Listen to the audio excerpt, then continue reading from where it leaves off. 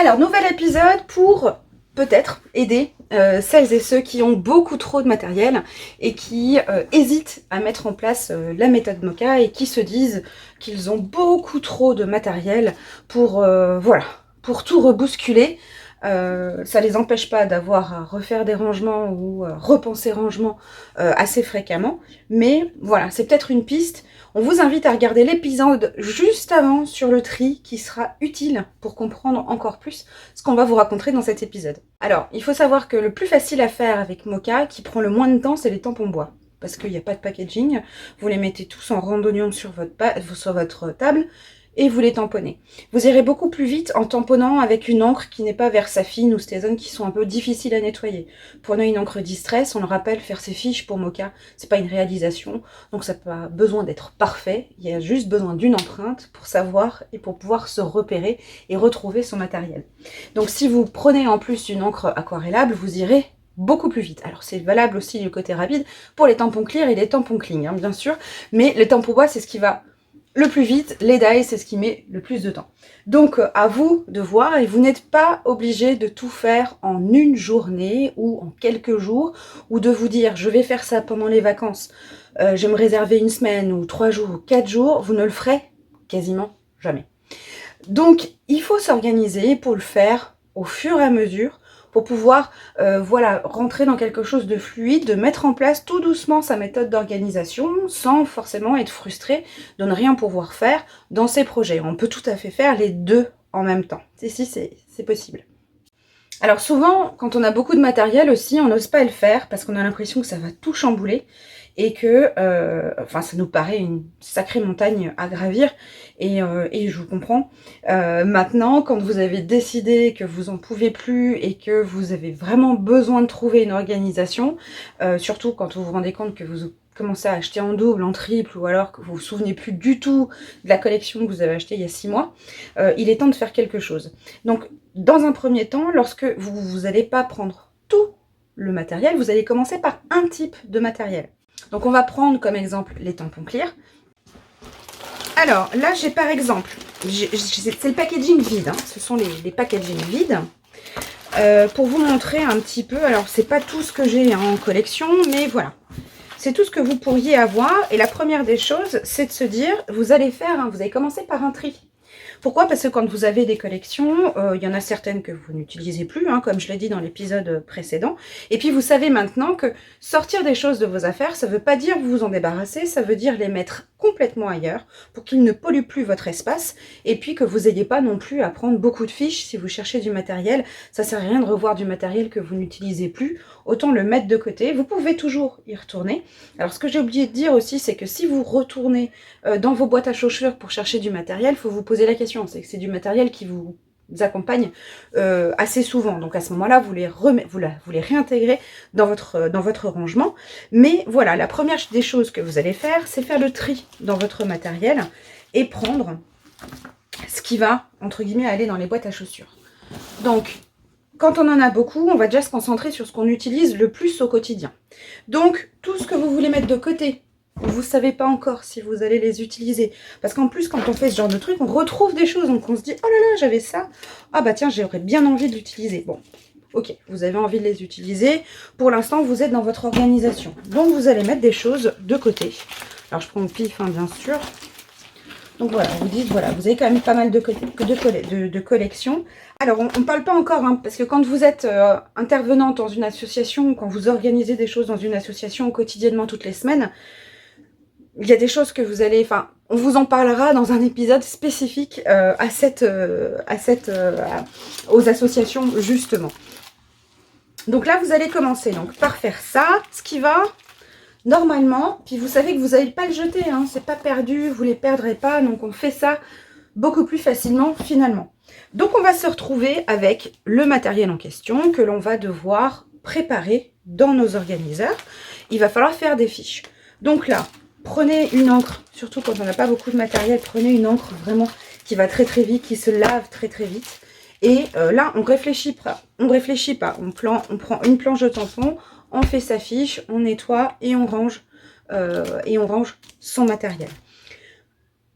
Si vous vous dites que vous avez besoin d'une journée complète à le faire, là aussi c'est assez difficile de se libérer une journée. En plus on se dit juste pour du rangement alors que j'ai pas mal de projets qui arrivent. C'est sûr qu'on n'est pas très motivé pour le faire. Par contre, on peut garder... Alors, je vais prendre celui qui est vide, justement. On peut garder un organiseur où on va préparer ses fiches A5 et A6 blanches. On va les mettre dans son organiseur. On va laisser une encre. J'en prends une au pif. Hein. Je vais laisser une encre. Peut-être que j'utilise plus une Misty. Une plateforme de tamponnage pour faire mes fiches. Ça va plus vite. Sur un format A6, vous pouvez en faire 2 en même temps. Je vais garder ça. Et puis, je vais mettre tout mon matériel dans une boîte où je les laisse dans mes rangements. Et je me dis que tous les soirs, je peux faire quelques fiches.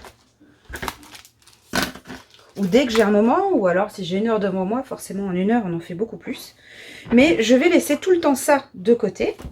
Et je vais y aller progressivement, jour par jour. Exemple, vous faites 10 tampons par jour le soir, hein, relax. Ça fait très vite, hein, en 5-10 minutes, vous avez fait vos 10 fiches. Au bout de 7 jours, ça fait 70 fiches. Donc, vous avez traité 70 planches de tampons.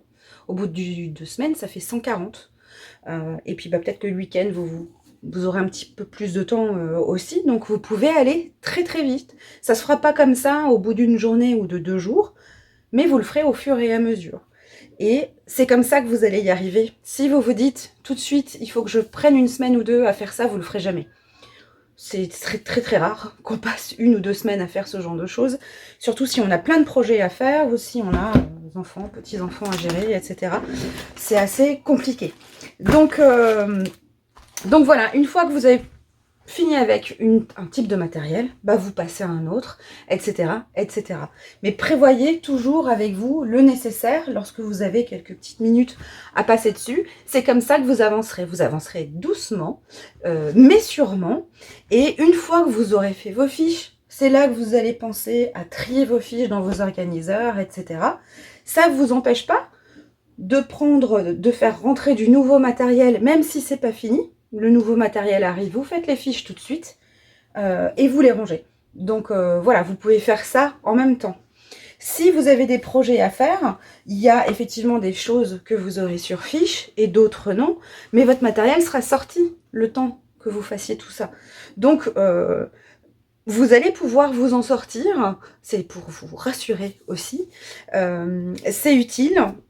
Pourquoi? Parce que du coup, ça aère la tête de faire ce genre de choses, parce qu'on aura mis de côté déjà ce qui voilà, nous perturbe un petit peu, surtout lorsqu'on cherche, quand on passe du temps à chercher ces outils, c'est épuisant au bout d'un moment. Surtout quand on n'a pas beaucoup le temps, on se dit, bon voilà, les enfants rentrent dans pas longtemps, ou alors j'ai que 1 heure devant moi. Si on passe déjà 20 minutes à chercher son matériel, à ne pas le trouver, et puis à ouvrir tous ces rangements pour trouver ce qu'il nous faut, généralement, moi ça m'est arrivé de temps en temps, avant, j'arrivais sur le plan de travail, j'avais plus envie. Ça m'est arrivé, ça vous parle peut-être aussi, mais voilà comment avancer, surtout quand on a beaucoup de matériel, parce que souvent on se dit, Moka c'est pas pour moi, j'ai trop de matériel, mais non, justement, Moka a été mis en place justement pour vous permettre de faire ce tri, de faire un point sur votre matériel, et de vous permettre de progresser finalement au fur et à mesure. Vous vous équipez au fur et à mesure avec vos organiseurs. C'est pour ça aussi qu'on a fait, on rappelle, les lots Moka pour vous permettre, si vous ne savez pas, A5 ou A4, ou alors vous vous dites oui, je vais partir que sur du A5, mais il m'en faut plusieurs, comme ça j'ai le temps de les remplir. Voilà pourquoi on a fait les lots aussi Moka. Et puis pareil, pourquoi mettre dans des clickbox du matériel que vous n'utilisez pas du tout. Voilà, autant utiliser les clickbox pour ranger ce qui vous est utile la plupart de l'année. Alors bien sûr, il faudra s'occuper du matériel que l'on a mis de côté. Alors, encore une fois, peut-être que... Mais ça, vous vous en occupez pas. Tant que vous n'avez pas fait le matériel qui vous suit au quotidien, vous ne vous occupez pas de ce qu'il y a dans votre boîte à chaussures ou vos boîtes à chaussures. Vous pouvez en avoir plusieurs, bien sûr. Une fois que cette organisation-là est mise en place, vous avez... mon avis, ça va bien vous occuper, donc vous ne penserez pas tout de suite à ce que vous avez à l'intérieur. Vous allez pouvoir, une fois que ça c'est fait, prendre vos boîtes et refaire un deuxième tri à l'intérieur. Donc soit vous vous dites, je conserve tout parce que je suis conservatrice, et voilà, mon matériel a une valeur sentimentale et j'ai du mal à m'en séparer. Ce qui est complètement normal. À ce moment-là, vous allez commencer à faire les fiches pour ce qui se trouve ici. Comme ça, vous serez complètement libéré de vous dire ok, je les ai mis de côté, mais les vieilles collections d'il y a 2-3 ans, je peux toujours les retrouver dans mon organiseur. Ce n'est pas perdu, je n'achète pas en double non plus, et voilà, je me sens quand même assez libérée. J'ai retrouvé de la place dans des rangements, ou alors j'ai gagné de la place aussi en changeant de rangement.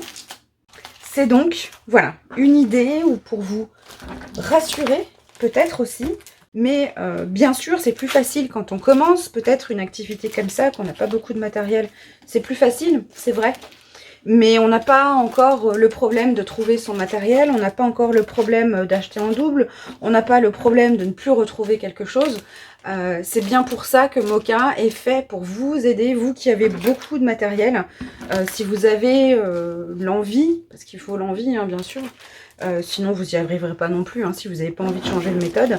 Mais si vous avez envie de vous y mettre et de vous dire, bon maintenant ça suffit, je vais m'y mettre, une fois que tout sera fait, et c'est bien ce que vous nous dites, hein, une fois que vous avez commencé ça, on a beaucoup de retours aussi par mail ou message en disant, oh là là, bah, c'est vrai que j'ai mis du temps, mais par contre je suis bien contente de l'avoir fait, et je me reverrai pas revenir en arrière. On a pu se réorganiser dans nos rangements, on peut changer de rangement comme on le veut, mais on garde toujours cette ligne de conduite, cette même ligne d'organisation avec Moka. Voilà, donc on espère que du coup ça pourra en aider l'un ou l'une d'entre vous qui se pose des questions par rapport à cette montagne de matériel que vous avez en votre possession. Petit à petit, l'oison fait son nid, c'est ce qu'on dit. Et puis de toute façon, on vous conseille toujours d'aller doucement. Même lorsque vous vous équipez en clickbox ou quoi que ce soit, on vous dit d'y aller doucement. Et justement, bah voilà, le fait de faire Moka, vous y allez au fur et à mesure. Et au bout d'un moment, de toute façon, vous aurez tout fini, vous aurez tout terminé. Et vous verrez, vous aurez du mal à revenir en arrière. Allez, au prochain épisode. Ciao, ciao!